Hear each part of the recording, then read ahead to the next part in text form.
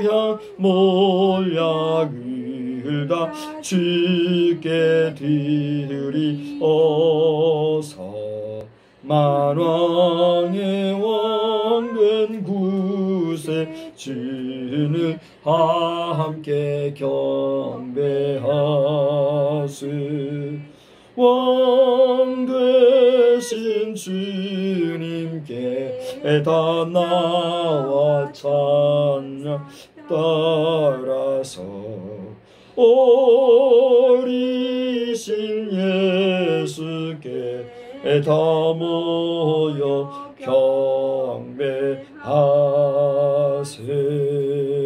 메리 크리스마스. 네, 2020년도 성탄절도 우리에게 어김없이 다가오는데요.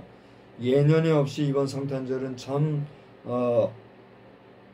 어려운, 또 힘겨운, 그리고 무언지 모르지만 많이 이렇게 억압되어져 있는 그런 가운데 맞이하는 성탄절인 것 같습니다.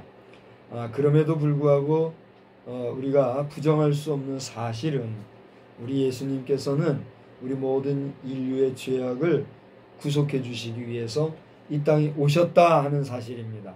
할렐루야. 네, 그것이 성탄절의 의미와 가치와 또 우리가 기억해야 할, 상기해야 할, 잊지 말아야 할 사실임을 여러분 기억하시고 이번 성탄절도 여러분이 하나님 앞에서 정말 감사하고 기뻐하고 즐거워하는 그런 복된 성탄절이 되시기를 주의 이름으로 축원합니다. 나아가 이렇게 우리를 구원해 주시기 위하여 구세주로 오신 예수님은 그 오신 목적을 다 이루신 후에 부활 승천하시고 마지막에 하나님 나라로 가시면서 우리에게 언약해 주신 말씀이 있죠. 약속하신 말씀이 있어요. 그게 무엇입니까? 내가 다시 오리라 하신 말씀입니다. 그 오리라 말씀하시고 다시 오실 주님의 강림을 우리는 무엇라고 말합니까?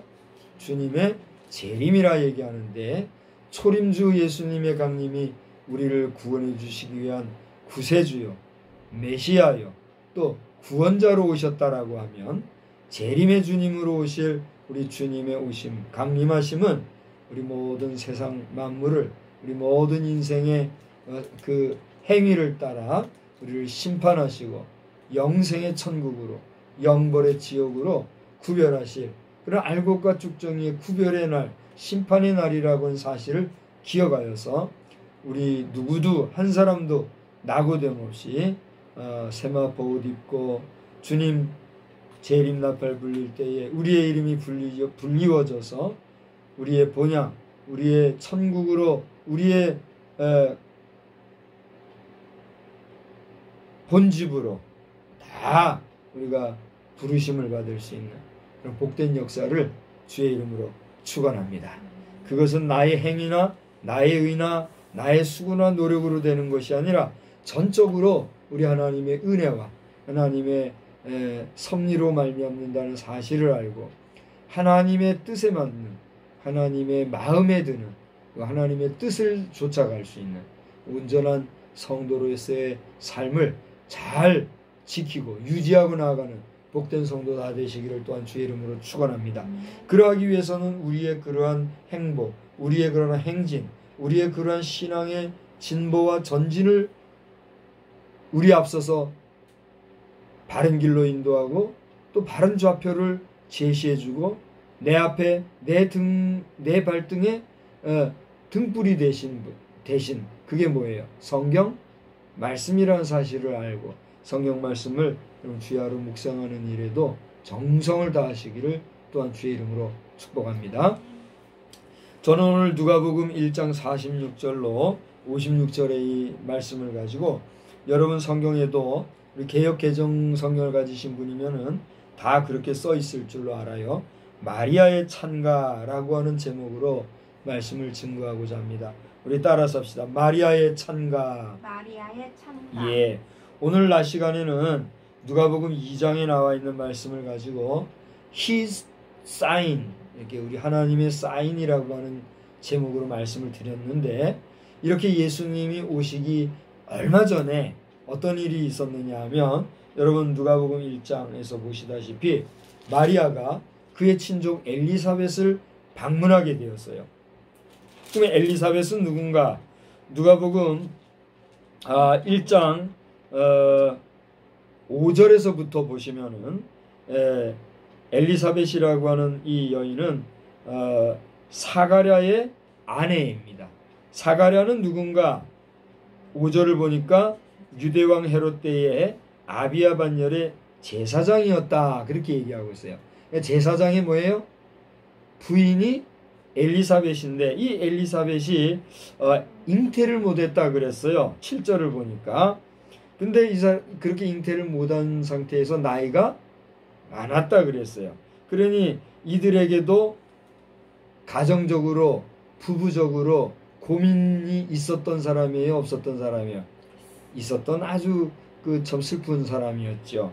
그런데 13절을 보니까 갑자기 천사가 나타나서 아내에게 잉태 소식을 전해주면서 그의 아들의 이름까지 장명해주는 모습을 보게 되죠. 이러한 일이 있은 이후에 잉태된 엘리사벳을 누가 방문했다는 거예요? 마리아가 방문했단 말이에요. 그런데 마리아가 지금 어떤 상태에서 방문을 했습니까? 임신을 한 상태에서 그의 친족 엘리사벳을 방문을 했단 말이에요. 그런데 뭐 저는 잘 모르지만 우리 임신을 해본 여인들은 그걸 아나 봐요. 이 태동이 아니라 그걸 뭐라 그래요? 태동이라 그래요? 그 속에서 움직이는 태동이라. 이 뱃속에서 아이들이 막 꿈틀꿈틀 움직이는 거를 이 임산부들은 아나 봐요. 근데 여기 오늘 성경을 보니까 1장 41절을 보니까 마리아가 엘리사벳을 문안하러 왔어요. 언니 하고 왔든지 뭐 형님 하고 왔든지 하여튼 왔겠죠. 와서 문안을 하니까 그 엘리사벳이 정말 저 나이 들어서 힘들게 이제 임신을 한 거 아닙니까? 기적같이 임신을 했는데 그 임신한 아기가 문안하러 오는 마리아의 소리를 듣고서는 어떻게 했다고 했어요? 복중에서 뛰놀았다. 지금 방금 말씀드린 대로 뭘 보였다는 얘기예요? 태동을 보였다 하는 얘기예요. 그 아기의 태동에 대해서 41절 후반절에는 뭐라고 그랬습니까? 성령이 충만함을 받았다 그랬어요. 그러니까 성령의 역사 가운데 이 아기의 태동을 느끼면서 큰 소리로 이제 그를 방문한 마리아에게 뭐라고 얘기했습니까? 여자 중에 내가 복이 있으며 내 태중의 아이도 복이 있도다. 그러니까 엘리사벳도 임신을 했고 마리아도 임신을 했는데 자기 뱃속에 아기가 움직이는 걸 보면서 자기를 방문한 마리아의 그 태중에 있는 아기에 대해서도 축복하는 그러한 이야기를 오늘 보게 되는 것이죠. 43절 44절을 보니까 그 어떤 배경이 설명되어 있는 것을 보게 됩니다. 이 부분을 여러분이 한번 읽어보시기를 바라고, 그러면서 45절에 보니까 주께서 하신 말씀이 반드시 이루어지리라고 믿은 그 여자에게 복이 있도다. 이 마리아에 대하여서도 정말 이렇게 축복해주는 그러한 모습을 우리가 보게 됩니다. 자, 이러한 친족 엘리사벳의 그 복중 아이의 태동과 더불어 마리아 자신의 태중에 있는 아기도 축복해주고 또 산모인 자신도 축복해주는 그 축복의 말 끝에 마리아는 어떻게 했다는 겁니까? 찬가를 불러서 이제 하나님을 노래하는 그런 모습이 오늘 우리가 읽은 46절로 56절의 내용이라는 거예요. 이 신학자들에 따라서는 이 부분을 아주 정말 감칠맛 나게, 그리고 신학적으로나 역사적으로나 그 여러 가지 상식적인 면에서 아주 정말 이렇게 잘 펼쳐서 증거하시는 그런 분들이 있더라고요. 저는 그런 신학자들과 같이는 여러분 앞에 시원시원하게 제가 뭐 이렇게 증거하지는 못하지만 오늘 우리가 함께 읽은 이 본문 말씀을 통해서 한 4가지 정도로만 이 속에 담겨져 있는 의미를 한번 여러분과 함께 나누어 보고자 합니다. 첫째로 이 마리아의 찬가라고 제목이 붙여져 있는 46절로 56절 사이에서 보면은 하나님을 찬양하는 마리아의 모습을 우리가 발견할 수가 있어요. 그것은 이제 46절에 기록된 대로 마리아가 누구를 찬양했다 그랬습니까? 주를 찬양했다 그랬어요. 여기서 말하는 주는 누구일까요? 예, 여기에 나오는 주라고 하는 말은 아도나이, 하나님을 의미합니다. 하나님을 찬양하면서 이야기하기를 내 마음이 하나님 내 구주를 기뻐하였음은 그의 여종의 비천함을 돌아보셨습니다. 보라 이제후로는 만세의 나를 복이 있다 일컬으리로다. 누가 나를 복이 있다고 일컬을 거란 얘기예요? 마리아 자신을 복되다고 일컬을 분이 누구란 얘기예요? 하나님이란 얘기예요. 그 하나님을 찬양하며 자신의 비천함을 돌보신 하나님을 기뻐하고 그 하나님을 노래하는 그러한 내용이 오늘 47절과 48절에는 나오고 있다 하는 것입니다. 자, 여러분, 이미 우리는 상식적으로 아는 이야기니까 잠깐 생각해 본다면 지금 마리아의 입장에서는 자기 몸에 생긴 이런 이상 현상을 보고 이렇게 하나님을 찬양한다고 노래하고 또 하나님을 영화롭게 한다고 찬양할 수 있는 그런 입장입니까? 인간적으로 한번 생각을 해보세요. 여러분은 어떻게 생각하십니까? 여러분 몸에 내가 이제 여러분이 이제 여성이라고 생각을 해봐요. 남성들도 여성의 입장이 돼서 한 여인의 입장에서 생각을 해보자는 얘기예요. 지금 정상적인 임신이라고 하는 것은 남자와 여자의 건강하고도 건전한 정상적인 성행위를 통해서 부정모혈에 의해서 잉태되는 것, 그게 상식이고 그것이 질서 아닙니까? 그런데 마리아는 본인이 얘기했지만 나는 남자를 알지 못하는 사람입니다. 나는 성경험을 갖지 않은 사람입니다. 나는 그 누구와도 동침한 적이 없는 사람입니다. 그런데 어떻게 나에게 이런 일이 있을 수 있습니까? 라고 자신을 변명할 정도로 깨끗한 그런 모습을 보여준 사람이 마리아 아닙니까? 그런데 그럼에도 불구하고 자신의 몸에 신비한 현상으로 잉태가 되었다고 하니 이 여인의 입장에서는 기가 막힌 노릇이에요, 아니에요? 기가 막힌 노릇이거든요. 여러분이 한번 생각을 해보세요. 여러분이 남자를 겪지도 않았는데 갑자기 내 몸에 이상이 생겨서 자연스럽게 임신이 됐단 말이에요. 임신 중에 그 가상 임신이라고 해서 무슨 그런 임신이 있죠. 그걸 뭐라 그러죠? 상상 임신. 상상 임신이라고 해가지고 간혹 그 실제 임신이 아니라 마치 자신이 임신이 된 것처럼 착각을 하는 그런 경우가 있다고 하죠. 의학적으로나 심리학적으로나 그런 사례들이 있지 않습니까? 근데 그와 같은 경우는 실제 임신이 된 거예요, 안 된 거예요? 실제 임신이 된 건 아니죠. 근데 그게 아니라 이 마리아는 상상 임신 정도가 아니라 실제 자기 몸이 뭘 한 거예요? 임신을 한 거란 말이에요. 지금 여기 방금 소개드린 것처럼 엘리사벳도 임신이 안 되던 여인이 하나님의 역사로 천사가 현몽한 이후에 갑자기 임신을 한 신기로운 현상을 겪었는데, 그런 현상과 같이 자신의 친족 마리아가 지금 전혀 이성관계를 갖지 않았는데도 임신한 상태에서 와서 서로가 서로를 알아보고서는 축복하는 이런 상황 속에서 마리아가 이렇게 찬양할 수가 있겠느냐 말이죠, 인간적으로. 그런데 마리아는 어떻게 했어요? 지금 하나님을 찬양하고 있다는 얘기죠. 그러면 여기서 우리가 발견할 수 있는 건 뭡니까? 마리아는 자신의 인간적인 그런 이상현상이나 정말 찬양할 수 없는 그런 상황에 대한 비관을 한 것이 아니라 자신에게 임한 주어진 현실을 어떻게 했다는 얘기예요?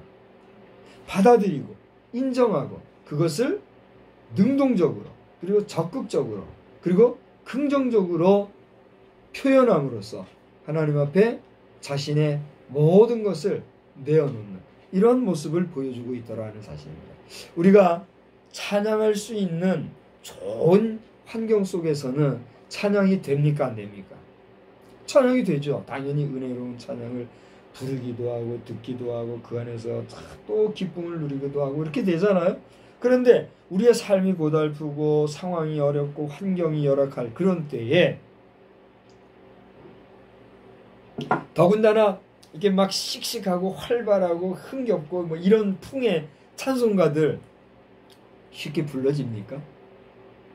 오늘 영상을 보고 계신 여러분은 내가 괴롭고 힘이 들고 고적하고 괴로울 때 그런 밝은 찬송이 불러지든가요? 물론 그런 걸 부르고 듣고 하다가 그냥 제풀에 흥이 겨워서 할 수도 있겠으나 정상적인 사람이라면 힘이 들 때 찬양한다는 게 쉽지가 않아요. 그렇지 않습니까? 저는 목사를 할지라도 그런 경험을 겪어봤기 때문에 그게 쉽지 않다는 걸 알겠어요. 그리고 다른 분들의 경우도 찬송도 내가 그래도 찬송할 만한 힘이 있고 또 그럴 때 내가 찬송이 되지 찬송 안 될 때는 진짜 안 되더라 이런 얘기 하더라고요. 정말 그런 것 같아요.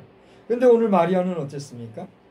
모든 환난과 어려움과 또 어떻게 보면 세상적으로 또 오해받을 수 있는 그런 힘겨운 심리 상태에 있었지만 그 모든 것을 이제 우리가 그 몇 절이죠? 그 첫 수태고지를 받은 이후에 마태복음에 그 내용이 나오죠. 마태복음에 보면은 마리아 자신이 수태고지를 받은 다음에 계집종이오니 이 일이 이루어지리이다 하는 말씀이 나오죠. 그게 어디에 나오죠?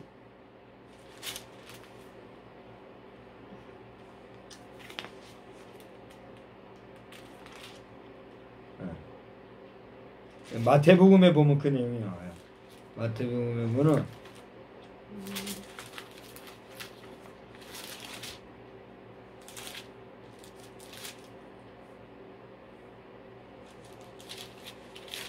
요셉이 나오고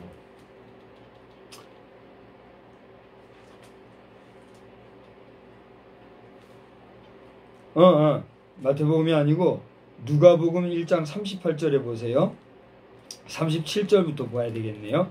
이제 천사가 이제 마리아에게 고지를 합니다. 내 몸에서 한 아기가 날 텐데 그 아기가 이제 모든 백성을 구원할 자다 하는 그런 얘기를 해주고 했을 때에 이렇게 얘기합니다. 대저 하나님의 모든 말씀은 능하지 못하심이 없느니라. 그렇게 고지할 때에 마리아가 뭐라고 얘기합니까? 주의 여종이오니 말씀대로 내게 이루어지이다. 그렇게 주어진 상황을 받아들인다. 그 이후로 그는 어떻게 돼요? 하나님에 대한 천적인 믿음으로 자신의 몸에 있는 아기를 보호하는 그런 보호자가 되는 것이죠.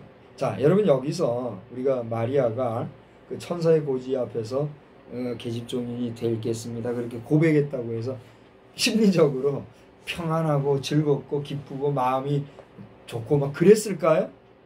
저는 오늘 이 39절 이후에 엘리사벳을 찾은 마리아의 그 엘리사벳을 향한 방문은 어떻게 보면 정말 답답한 심정에서 말이죠. 그죠? 그리고 정말 심리적으로 어려운 그런 상황 속에서 그래도 집안 내 친족이니까 꼭 가서 뭐라도 좀 이야기 좀 하려고, 우리말로 하면 마실 가서 뭐 한다 그러죠? 이바구 한다 그러죠. 가서 뭐 이것저것 얘기하려고 찾아간 그런 상황일 거란 말이죠. 네, 상담도 하고 말이죠. 그러한 상황에서 하나님을 찬양한다는 게 쉽지가 않죠. 그러나 오늘 그의 눈으로 보았던 여기 몇 절에 나와요? 36절에도 보이죠. 엘리사벳도 늙어서 아들을 배었느니라. 본래 임신하지 못한다고 알려지니가 이미 6달이 되었다. 이런 얘기를 했던. 그런 얘기 끝에 가서 그 엘리사벳을 만났을 때 엘리사벳이 축복해주고 이런 상황 속에서 그의 심령이 어떻게 된 거예요? 하나님을 향한 확신으로 가득 차고 그 하나님을 찬양하는 이런 모습을 우리가 보게 되는 거죠. 여러분의 삶이 지치고 힘이 들고 어려운 상황들 속에서라도 약속의 말씀을 붙잡고 나아갈 때에 하나님을 찬양할 수 있는 능력 있는 찬양의 삶이 넘쳐나시기를 주의 이름으로 축원합니다. 축원합니다. 두 번째로는 마리아의 이 찬가 속에서는 하나님의 능력을 증거하는 마리아의 모습을 볼 수가 있어요. 자, 49절로 50절을 한번 읽어볼까요? 다 같이. 능하신 이가 큰 일을 내게 행하셨으니 그 이름이 거룩하시며 긍휼하심이 두려워하는 자에게 대대로 이르는도다. 다시 말하면 마리아는 지금 하나님을 찬양함에 있어서 하나님의 무엇을 지금 구체적으로 찬양하고 증거하고 있습니까? 하나님의 능력을 지금 증거하고 있다는 것이죠. 하나님의 능을 뭐라고 지금 표현하고 있어요? 능하신 이가 큰 일을 내게 행하셨다. 이런 얘기를 하고 있죠. 다시 말하면 내가 남자를 알지 못하고 내가 육신적인 관계를 갖지 않았음에도 불구하고 내게 잉태하게 하신 그 하나님의 능력은 어떻단 말입니까? 크다는 거예요. 크고 그 크신 하나님의 능력은 거룩하시다 라고 고백을 하고 있다는 것이죠. 나아가 50절을 보니까 하나님의 우리 인생을 긍휼히 여기시는, 나를 긍휼히 여기시는 그 긍휼하심이 나만이 아니라 두려워하는 자에게 대대로 이를 것이다. 이렇게 하나님의 능력을 어떻게 하고 있어요? 능동적으로 증거하고 있다고 하는 사실입니다. 여러분, 긍휼하다라고 하는 말은 무슨 말입니까? 불쌍히 여긴다는 얘기죠. 이게 긍휼하심이, 하나님의 그 긍휼히 여기시는 긍휼하심이 두려워하는 자에게 대대로 이른다는 이 말씀은 무슨 말씀일까요? 하나님께서는 우리 인생을 불쌍히 여기시고 우리 인생을 안타깝게 여기시고 우리 인생을 돌봐주시고 도와주시기를 원하시는데, 그러한 하나님의 불쌍히 여기시는 긍휼히 여기시는 그 긍휼히 여기심은 이 땅에 살면서 두려워하고 어딘가 매이고 심리적으로 정서적으로 불안하고 또 여러 가지로 공포 속에 살아가는 모든 사람들에게 어떻게 한다는 얘기예요? 대대로, 그러니까 보다 많은 사람들에게 그러한 하나님의 긍휼이 임하신다. 내가 그것을 체험했다. 이것을 그의 입으로 지금 뭐 하는 거예요? 증거하고 있다는 사실입니다. 여러분, 우리가 하나님을 믿는다 할 때에 하나님의 능력에 대해서 어떻게, 무엇을 여러분이 증거할 수 있겠습니까? 또 하나님의 능력에 대해서 우리는 어느 정도로 하나님의 능력을 증거하고 있습니까?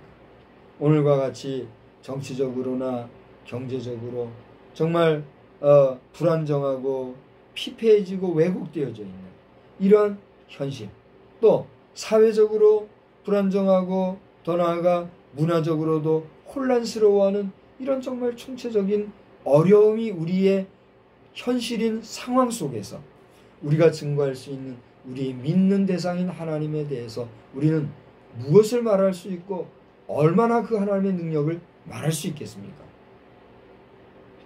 저는 오늘 여러분 앞에 그러한 질문을 던지면서 제 자신도 하나님의 능력에 대해서 다른 사람들에게 능동적으로 혹은 구체적으로 증거한다는 면에서 여러 가지 연약성이 있음이 솔직한 심정입니다. 그러나 그럼에도 불구하고 오늘 마리아 자신이 정말 주관적이지만 하나님의 능력에 대해서 그 능력이 크신 분이신 사실에 대해서 확신을 가지고 증거했던 것처럼 우리의 일상에서 우리의 일생을 통해서 하나님의 능력이 크심에 대하여서 담대하게 그리고 확신하게 확신을 가지고 증거할 수 있는 그런 증인으로서의 삶을 살아가는 우리 모두가 되시기를 주의 이름으로 축원합니다. 세 번째로는 오늘 이 본문의 말씀에서 51절에서 53절까지를 보면, 또 좀 더 길게 보면 54절까지를 보면 거기는 마리아 자신이 하나님의 그 사역을 회고하고 있는 모습을 보게 돼요. 자, 첫째로는 하나님을 마리아가 어떻게 했다고 그랬죠? 찬양했다고 그랬죠?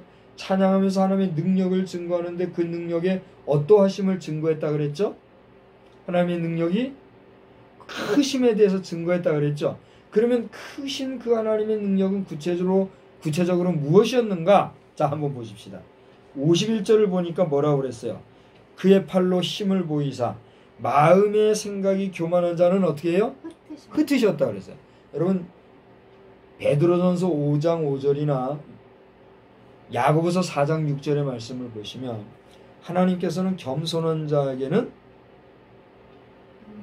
은혜를 베푸시나 교만한 자는 미워하신다. 또 교만한 자는 뭐라고 그랬어요? 빨리 찾아봅시다.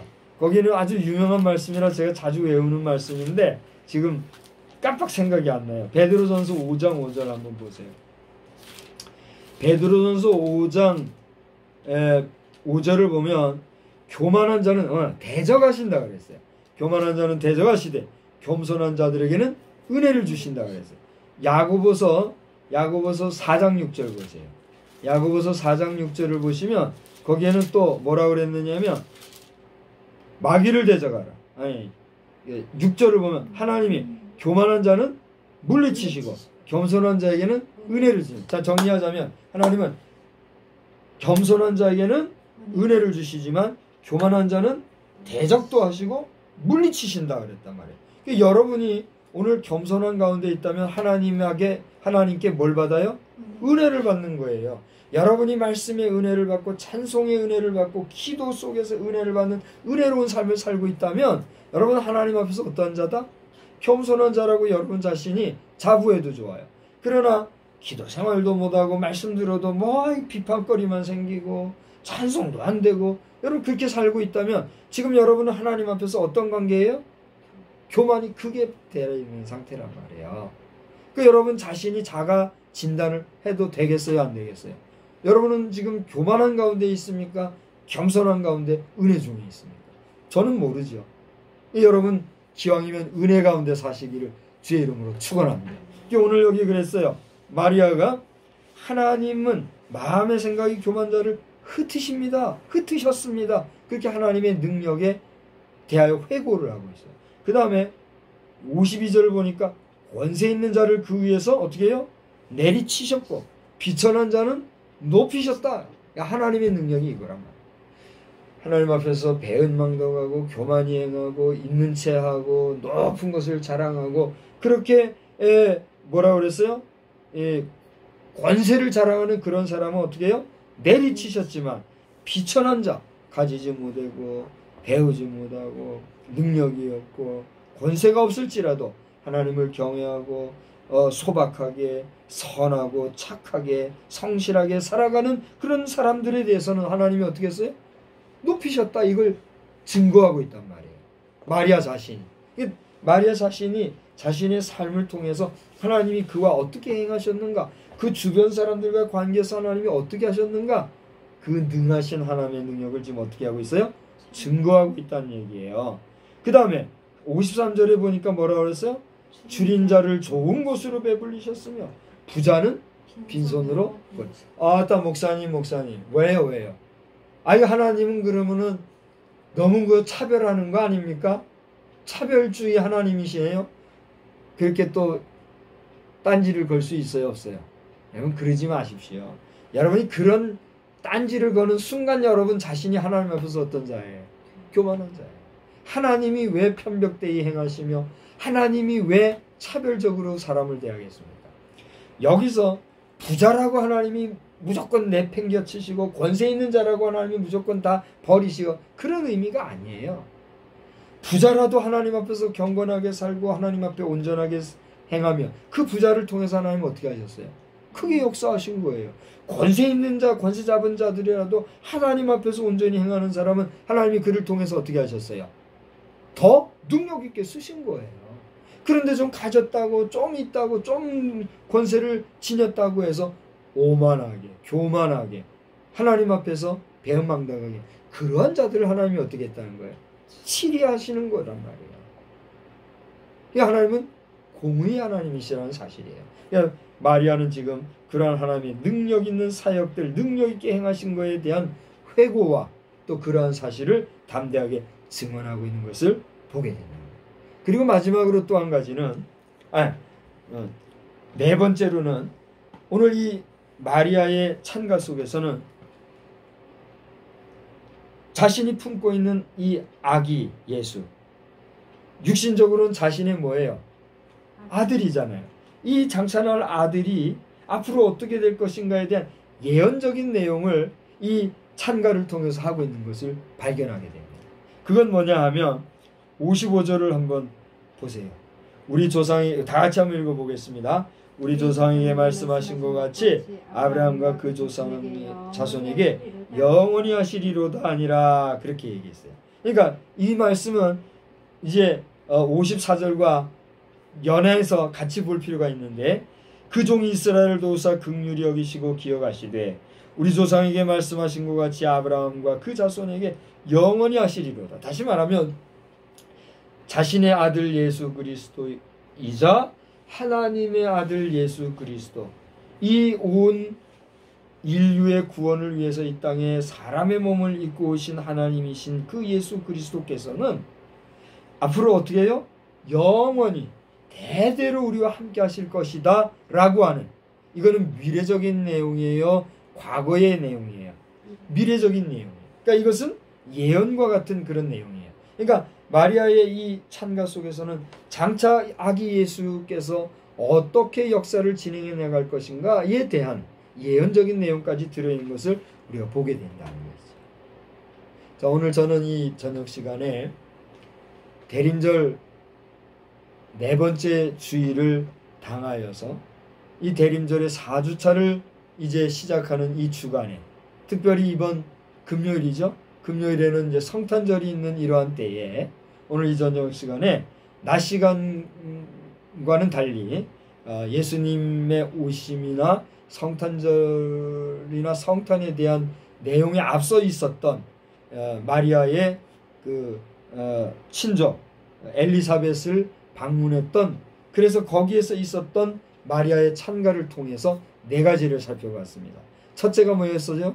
하나님을 찬양했고, 또 그 하나님의 무엇을 증거했어요? 능하신 능력을 증거했으며, 나아가 구체적으로 그 하나님의 능력 있는 사역들을 어떻게 했어요? 회고하고 또 그것을 확신 중에 증거했다는 사실과, 네 번째로는 장차 자신의 몸에서 나실 예수 그리스도가 어떻게 하실 것을 영원히 대대로 역사하실 것에 대한 예언적인 내용을 지금 이렇게 통해서 하나님을 찬양하고 노래하는 이러한 모습을 살펴보았습니다. 여러분, 오늘날 우리가 성탄절을 맞이하면서 캐롤송이다 해가지고 성탄절에 부르는 절기 찬송이나 또 노래나 이런 걸 많이 부르잖아요. 참 좋은 일이에요. 밝은 일이고, 또 정말 여러 가지 면에서 정서적으로나 또 어떤 분위기나 환경적인 면에서 참 좋잖아요. 근데 이러한 노래와 이러한 찬양과 이러한 여러 가지 찬미들이 정말 우리의 마음의 고백, 우리 영혼의 고백, 그리고 우리의 진실한 믿음으로의 고백이 되어서 이 모든 노래와 찬양과 찬미가 하나님을 예찬하고 하나님을 찬양하는 그런 마리아의 찬가와 같은 여호와 하나님을 향한 찬가가 될지언정, 아무런 믿음도 없고 생각도 없고 영혼의 그 어떤 갈급함이나 확신도 없이 그냥 부르는 세상 유행과 따라 부르는 것 같이 어깨를 들썩들썩하며 그러다가 그냥 흥에 겨워서 선물이나 주고받고 뛰도 뛰놀고 웃음 짓고 그렇게 하다가 해프게 보내는 하나의 흘러가는 일련의 큰 행사 정도가 되지 않고, 정말 나를 구원해 주러 오신 예수 그리스도, 또 나의 모든 죽을 수밖에 없는 저 영혼의 저 지옥불에 떨어질 수밖에 없는 그런 죄악된 영혼을 구원해 주러 오신 하나님 자신의 현현이셨다라고 하는 이러한 믿음과 고백 위에 이번 성탄절을 맞이하고, 더 나아가 그 기쁨을 여러분이 누릴 뿐만이 아니라 주변에도 나눠줄 수 있는 그런 복된 성탄절이 되시기를 주의 이름으로 축원합니다. 저는 몰랐는데 오늘 그런 활동을 하셨는지 아니면 며칠 전에 활동을 했는지 모르겠지만, 요 옆에 그 장애인 복지관 있잖아요. 아마 여기 오셨던 것 같아요. 우리 전임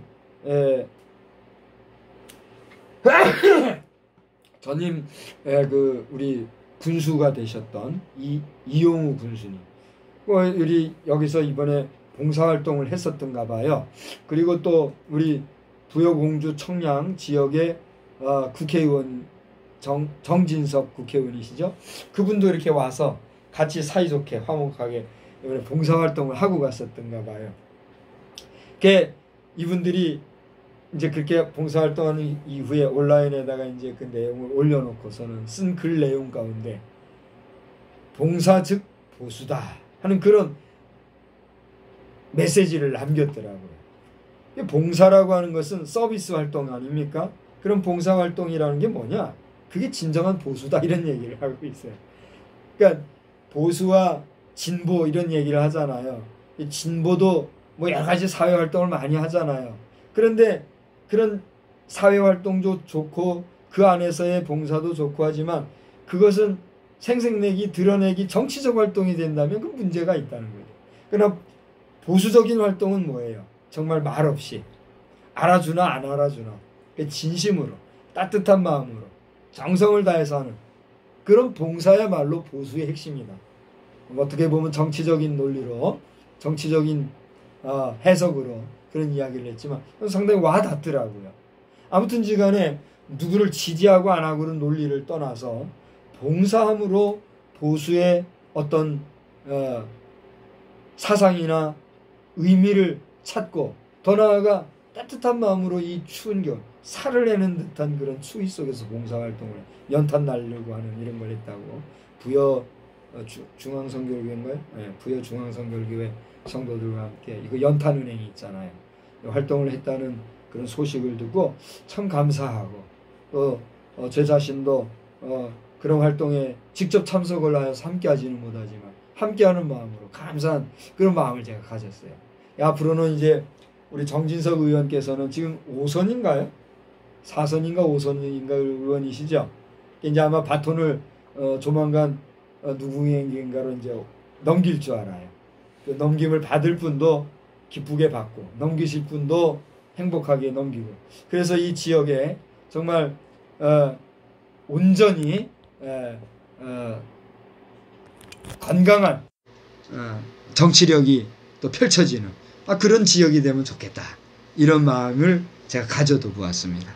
아무튼지 간에 좀 다른 얘기를 해서 안 됐습니다만은 오늘 마리아의 찬가를 통해서 정말 하나님을 찬양하고 그 하나님의 찬양을 맹목적으로 이유 없이가 아니라 분명하게 근거를 가지고 확신 중에 구체적으로 우리가 증거하면서 영원히 우리와 함께 하시겠다고 예언과 같이 말씀하신 임마누엘 우리 하나님의 함께 하심이 평생토록 여러분과 저와 함께 하시기를 우리 주님의 이름으로 간절히 축원합니다.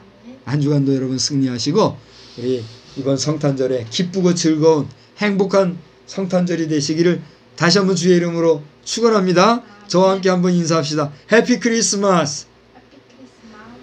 메리 뉴 이어. 그 의미는 여러분이 한번 해석해 보시기 바랍니다. 다 같이 기도하겠습니다.